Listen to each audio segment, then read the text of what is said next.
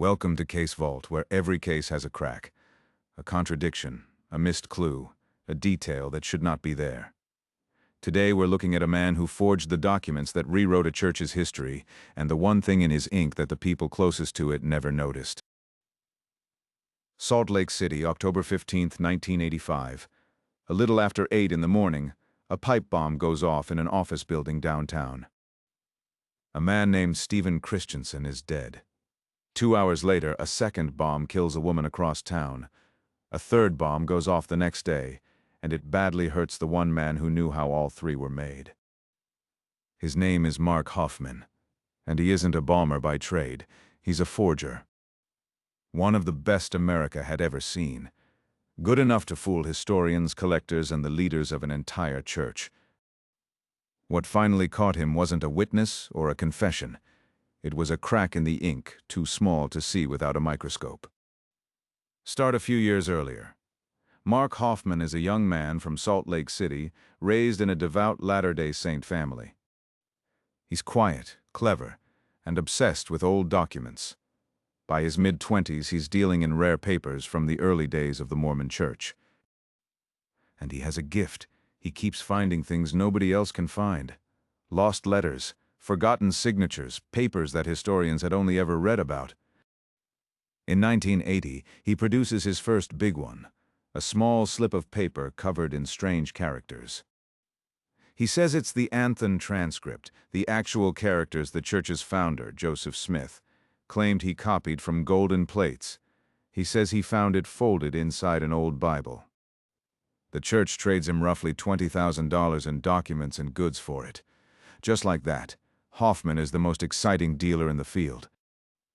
And understand what that does to a young man. People who'd spent their lives studying these records are now waiting on him. He learns that the right piece of paper can move anyone. Here's the thing he understood that nobody around him did. He wasn't just faking handwriting, he was faking history. He'd study what a collector wanted to be true, then find the exact document that proved it. In 1981, he brings out a letter with a quiet bombshell in it. It suggests Joseph Smith meant for his own son to lead the church, instead of the man who actually took over. For a church built on a clear line of succession, a paper like that is a problem. So the document matters, and the man who keeps producing documents matters more. Then in 1984 comes the one that makes him famous. People still call it the Salamander Letter. The official story of the church is simple and sacred. An angel led Joseph Smith to the golden plates that became the Book of Mormon. Hoffman's letter told a different story. In it, the plates aren't guarded by an angel. They're guarded by a white salamander, an image straight out of folk magic and superstition. It was written to look like the words of an early follower of Smith, and it threatened to turn the church's founding miracle into a magic trick. A collector named Stephen Christensen bought it for $40,000. Christensen was a businessman, a documents man, and a bishop in the church. He bought the letter, and then he donated it to the church. Remember his name. He matters later in the worst way. Because here's what no one knew. The angel story, the salamander story, none of it was real. Hoffman had written the letter himself. Scholars debated it. Newspapers ran it. The church received it and sat with it. For a while, the white salamander was part of the conversation about how the faith began. All of it traced back to one man at a desk, deciding what the past was going to say. So how do you forge a letter that fools the experts? It's harder than copying handwriting. The paper has to be the right age. The ink has to be the right kind. And the ink has to look like it has sat on that paper for 150 years. Hoffman was careful about all of it.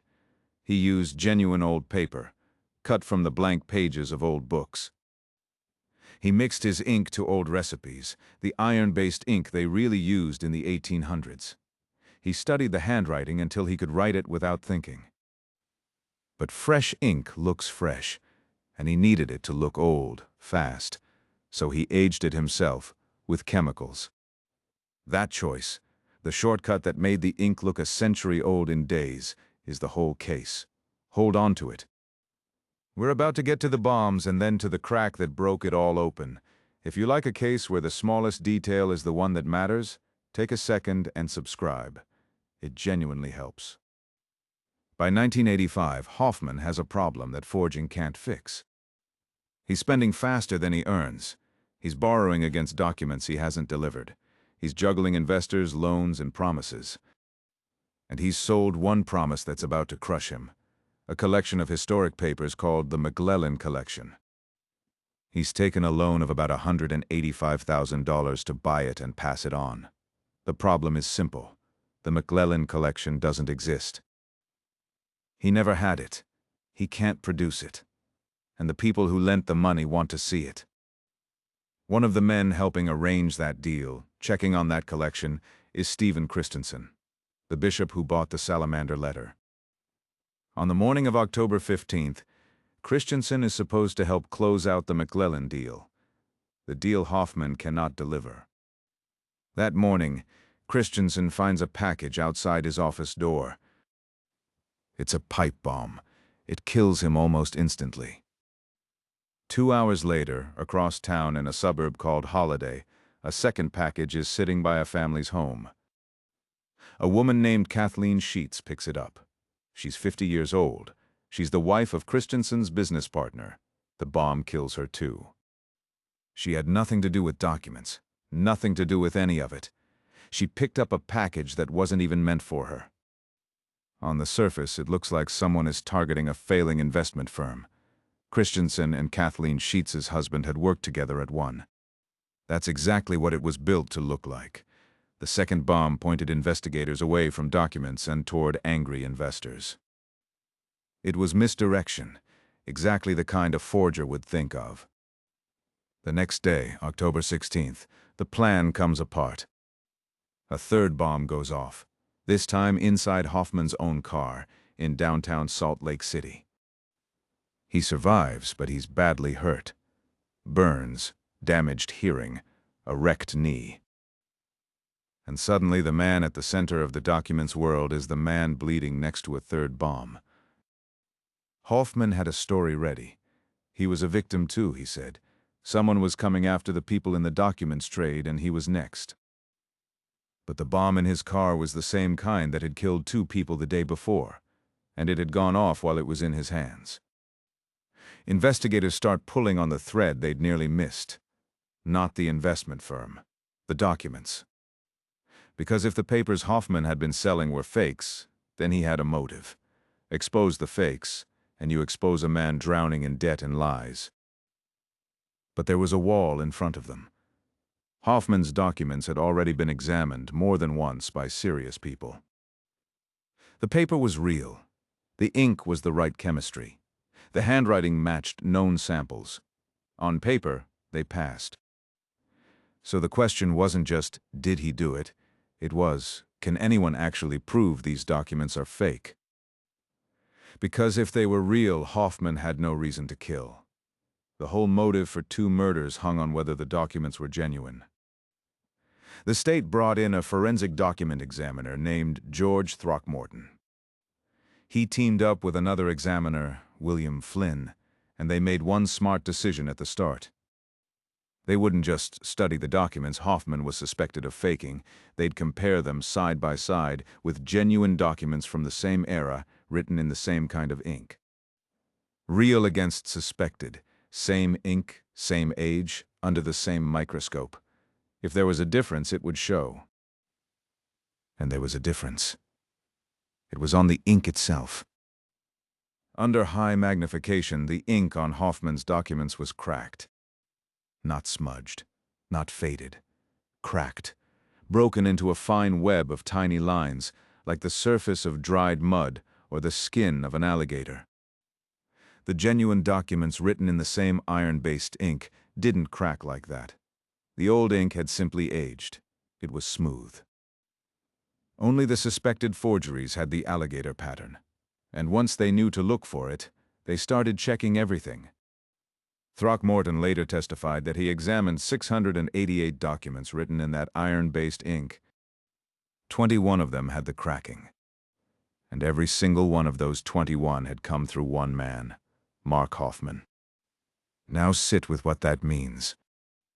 These documents were supposed to have been written by different people, different hands, different decades, some of them supposedly a century and a half apart. There is no natural way that papers written by strangers across 150 years all crack in the exact same pattern. Unless one person made all of them, recently, the same way. The cracking didn't just say one document was fake, it tied them together. It said the Anthem transcript and the Salamander Letter and the rest came off the same workbench. So why did Hoffman's ink crack when the real thing never did? It came back to that shortcut, the chemicals he used to age the ink in a hurry. Real iron-based ink ages slowly, over many years, as the iron in it slowly turns to rust. Hoffman didn't have years, so he forced it with chemistry. The examiners worked out what the old ink recipe needed, a binder called gum arabic, the thing that holds the ink together. When they made ink with that binder and then aged it fast with chemicals, the way Hoffman had, it cracked, the same alligator pattern, every time. The chemicals dried the binder too fast and made it brittle. It hardened and split into that fine web. Here's the part that should stop you cold. The aging was the trick that was supposed to sell the forgery. Make the ink look old and the document looks real. But the faster he aged it, the harder the ink cracked. The thing meant to hide the lie was the thing that recorded it. He could control the paper. He could control the handwriting. He could not see the cracks. They were too small for the naked eye, and they were on everything he'd made. For years, that flaw sat there in plain sight, under every magnifying glass that wasn't looking for it. Nobody had compared a forgery to the real thing closely enough, until two examiners did.